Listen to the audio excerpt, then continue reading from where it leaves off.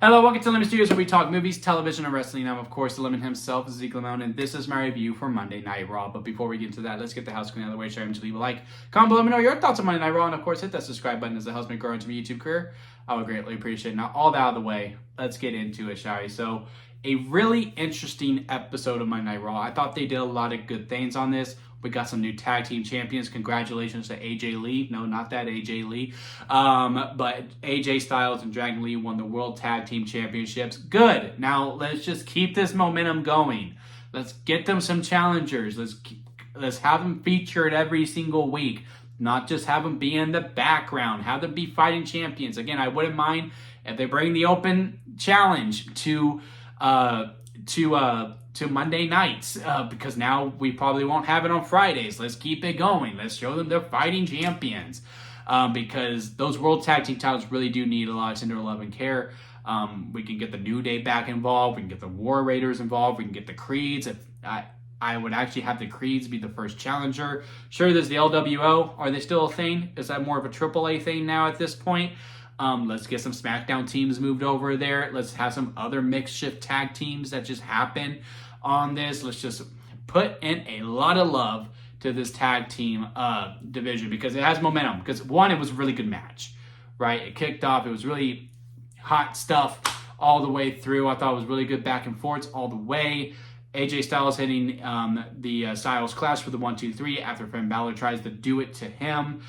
Just good chemistry overall. I don't really need the rematch. If the New Day didn't get their rematch, then the Judgment Day shouldn't get their rematch. Let's not continue this feud. Let's just get some fresh faces in there. Really, really did like that. Maxine versus Becky Lynch, I enjoyed quite a bit. I wasn't a huge fan of the finish.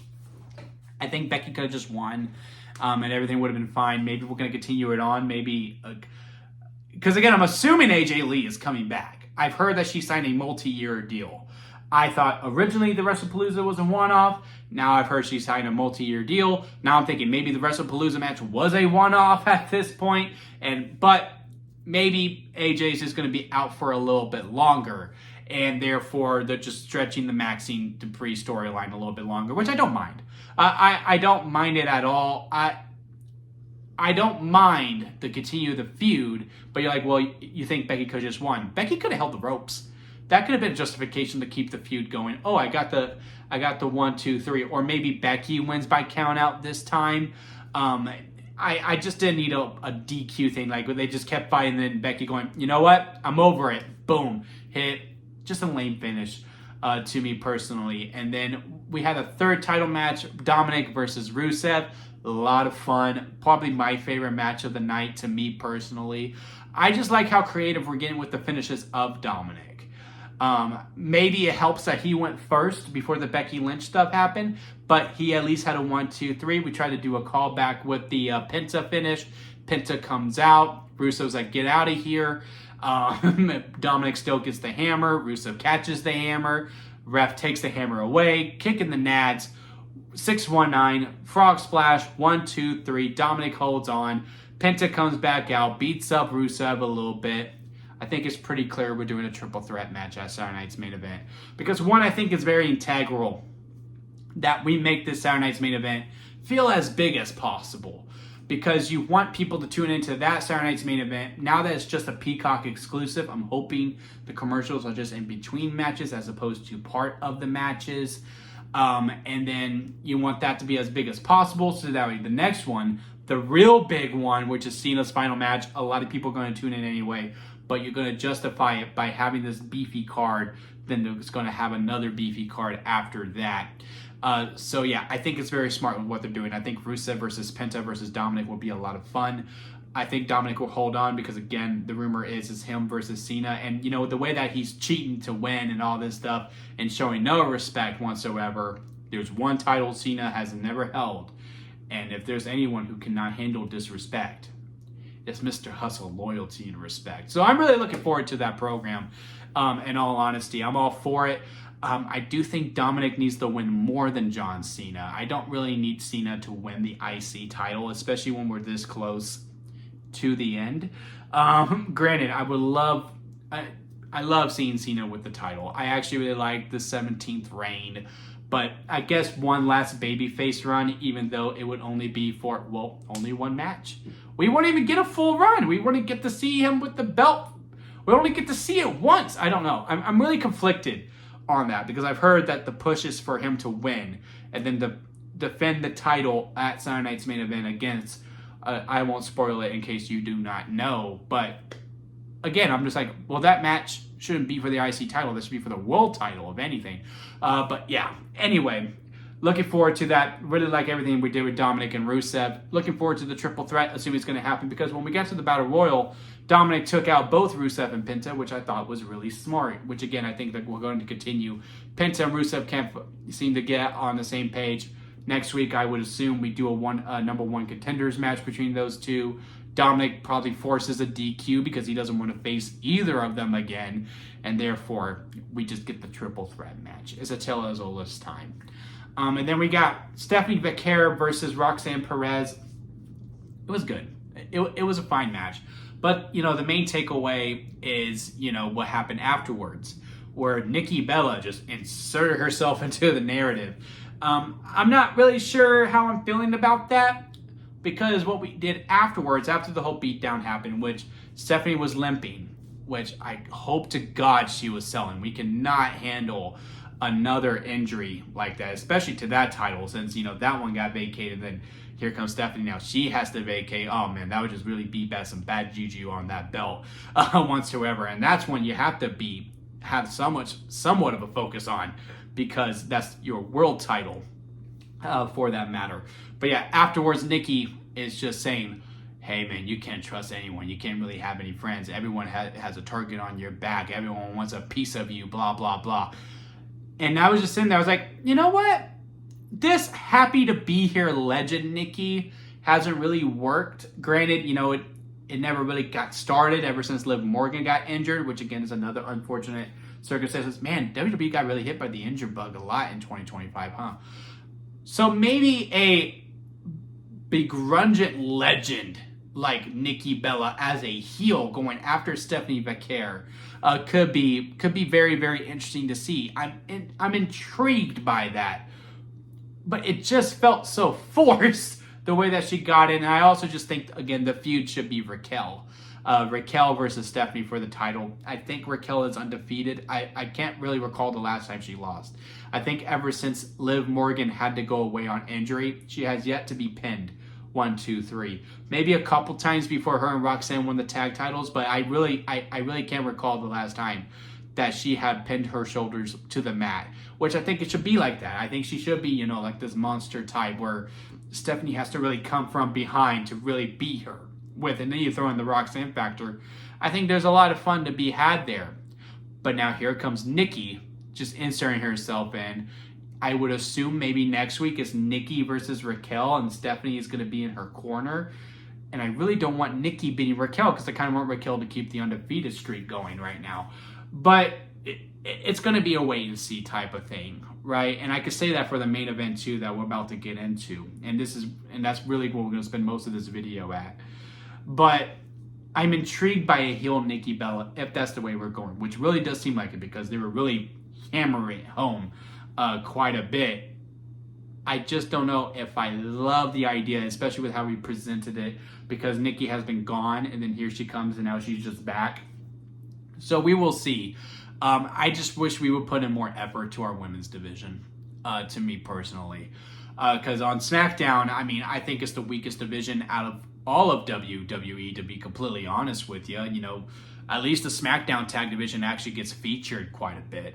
But both the main women's division and the mid-card division and the tag division to a degree too are just such an afterthought on Friday nights. And then here on Monday, there's an attempt, but man, it is bare bones, man. It is really, really bare bones on it. And especially when you got someone who is really on the come up, who's starting to get higher and higher reactions, like a Stephanie Becerra. I would just like to see more effort when it came to that, because I know WWE can do it. So again, we wait and see. I'm intrigued, but I don't love the idea, and I also don't really love how we got there either. All right, so let's get into it. So the main event, and with how we started off, which I do think was the only in-ring promo on this episode of Raw. I am really trying to think back, but I think all the promo segments, all the talking points happened backstage.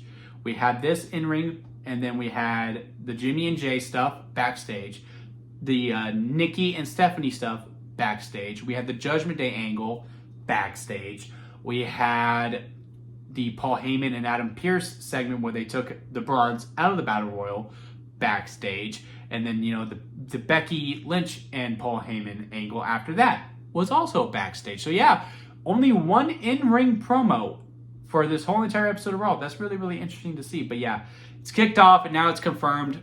I was being very hesitant to even talk about it because I thought about making a topic video about top contenders for the vacant World Heavyweight Championship. But after the ruse of the century, which it wouldn't have made sense to do another ruse whatsoever because the whole point of the first ruse was to get the world title so that no one would come out afterwards because, Night of Champions, you had Penta still doing his full entrance even though he was trying to run amok on Seth Rollins. So Seth Rollins felt like he had to get injured so that way he could cash in on the surprise factor at SummerSlam. It made sense to me anyway. I know a lot of people are like, he already had Money in the Bank. Why did he have to act like he was hurt? So why do another ruse to lose your title just to come back and get the title? Doesn't really make a lot of sense, right? That one, you lose me. And I would probably take a break from wrestling for a little bit if that was to be the case. But no, it's confirmed. He had the surgery on the shoulder. So we are doing the Battle Royal in the main event to go get it. Braun's come out, tease Adam Pearce about the belt. And then later on, they get removed from the Battle Royal, which kayfabe-wise makes perfect sense.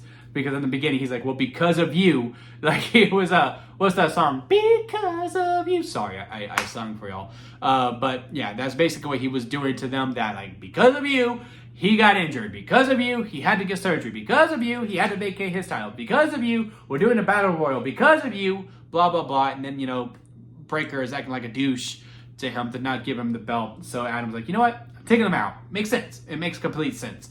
But within that, I think you made the winners kind of obvious because it was only two options at that point. Because this Battle Royal presents a lot of opportunities to really throw stuff at the wall that we wouldn't know what we would do. Sheamus was going to be on it. Are we bringing him back just so he can fight CM Punk for the title? That could have been interesting. Do we go ahead and get the dice rolling on a Penta, put him in a main event program for a little bit for a couple weeks? Or do we give it to a Dominic Mysterio? Again, I think it's pretty obvious for doing the triple threat, especially within the Battle Royal that Dominic took both Rusev and Penta out, which again, I think was pretty smart. But then you're like, okay, well, maybe we do give it to Braun Breaker. Maybe we do give it to a Bronson Reed. I still think Bronson Reed should be a little bit more mad at Braun Breaker. Why do you get to lead this? You know what I mean? Because why do you get to hold the belt? I just pinned Roman Reigns. What have you done lately? You were IC champion before we joined Seth, and now all of a sudden you're the hottest shit? I'm sorry, I pinned Roman Reigns. And then you want to act like a dick to our boss. And now we both get put out of the Battle Royal? You're the only one who messed up. I should still be in this. I'm in trouble because I'm collateral damage. Bronson Reed should be more mad at him. That's just how I feel. Bent over. But once you took him out, the only ones that were pretty obvious, your safest options for that matter, were LA Knight and Jey Uso. And that's where WWE decided to go. They decided to play this safe. And they gave it to Jey Uso. Now, I know a lot of people online are not a huge fan of it, which again, I think overall, that's where the Jey Uso hate comes from, is from Twitter or X, depending on what you call it. That's really only place I see it where it's on the hate, because I go on there and was like, oh, the Yeet merchant, I can't believe we did this. Oh, look, the video has 6,000 likes. I don't really think that's a really huge factor in WWE's decision makings. But, everyone wants to bring this up and bring that up. But when his music hits, the crowd explodes. They still want the encores, which I think is a little much to me personally. I think, yeah, do your entrance, take your 5 minutes where you're clearly gassed. But during the encore, I'm like, okay, let's calm it down. But that's only because I'm watching it at home. I'm pretty sure if I was in the arena, I'd be like, again. But anyway, wow, that's gonna be a cursed image that I'm gonna have to deal with. But yeah, and who has the best storyline in WWE right now for the men? it is Jey Uso. A lot of people are really intrigued by this whole, will he turn into Little Roman? I really like their talk between Jimmy and Jay. We're like, oh, am I supposed to acknowledge you now? You don't have to be like Roman, dude. You only lost that belt because you lost confidence within yourself. Yeah, maybe you're right, Jimmy, but maybe also Roman's right. And then Jimmy said, you're going to need to figure it out because in this battle royal, it's every man for himself. All right, Oos, but we cool? Yeah, we cool. All right, every man for himself. See you out there. Then we go out there, and Jimmy helps Jay because, he can't help it. It's Star Wars, right? And then Jimmy is tangled up with LA Knight over the top rope, and Jay's like, well, it's every man for himself. Throws him over, and then that's it. And then we do this stupid narrative. I do not agree with this narrative whatsoever. That, oh my God, Jey Uso is a horrible person. He threw out Jimmy. It's a battle royal. And also, Jimmy started the dialogue of, it's every man for himself. So why is Jimmy getting so upset about it? It really irked me quite a bit. So, but yeah, overall, I'm fine with the Jey Uso decision. A safe decision. I would overall give it to LA Knight, which is the next base safe decision. Because I think there was a little bit more jeopardy within that title match. I think it becomes very clear that Jey Uso is not going to win the World Heavyweight Championship. I do hope the Bronze get involved in some way at Saturday Night's main event. I actually wouldn't mind it if that match ends in a no contest as long as it opens. If it main events, then you need to crown a winner for sure and then have the breakers jump them afterwards. But I really wouldn't mind if they came out to cause havoc, to be like, no, the only way we're going to crown a champion is if I'm involved in the match. So we're going to come out and jump both of them. So that way, if that's the opener, then, you could do some other things within that. But yeah, Jey Uso to continue the struggle with the whole, am I good, am I bad? Jimmy will have a conversation with him next week on Monday night, which I'm going to be on Jay's side. I'm not going to be lying to you because, again, you initiated the whole, it's every man for himself. You were tangled up with LA Knight, someone I hate. So you were just collateral damage, dude. It's a battle royal. It wasn't a tag team battle royal. I don't know why you're so mad. You can be mad that you lost an opportunity at the title, but don't be mad at me. Like, I just abide by the rules and by what our agreement was. The promo between him and Punk is going to be very crucial to see how this program is going to go and how long it will last. But yeah, again, overall, I don't mind the whole Jey Uso thing. I'm a fan of his. Again, I think the entrance is a little bit long, but overall, I like him, and I like the story that he's currently being told, and I think it would be a good stepping point for him within this storyline as well, because if he loses, does that make Roman more right or Jimmy right? The angel and the devil in his ear. Does Roman come out to confront Jey Uso? Who knows? We'll have to tune in to see. But yeah, overall fine episode of Raw. Lots to talk about, but that's only because of the uncertainty of the World Heavyweight Championship, which is the best division in WWE right now. But I turn it over to you. Comment below. Let me know your thoughts on this episode of Raw. Leave a like if you made it this far within the review. I do greatly appreciate it when you do. And then, of course, hit that subscribe button as it helps me grow into my YouTube career. Don't forget to squeeze the days, guys, because life is too short not to give you all to squeeze every opportunity that you can. And until next time, I'll see you here at Limit Studios.